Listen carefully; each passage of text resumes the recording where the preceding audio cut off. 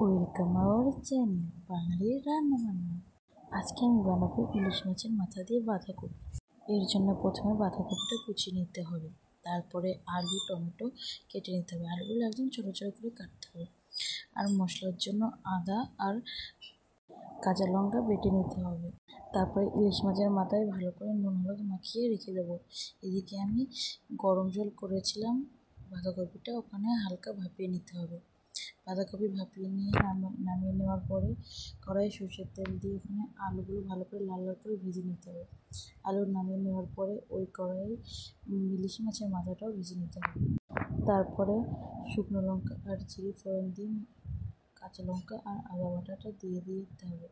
একটু ভাজা ভাজা হয়ে গেলে মাথা টমেটো এগুলো দিয়েও ভালো করে ভাজা হয়ে যাওয়ার পরে বাঁধাকপিটাও দিয়ে দেবো। বাঁধাকপি দিয়ে নুন আর হলুদ স্বাদ মতো দিয়ে ভাজতে হবে ঢেকে ঢেকে। নামানোর আগে স্বাদের জন্য সামান্য চিনি দিয়ে নামিয়ে নিলে তৈরি ইলিশ মাছের মাথা দিয়ে বাঁধাকপি। আজকের রেসিপিটা কেমন লাগলো জানিও।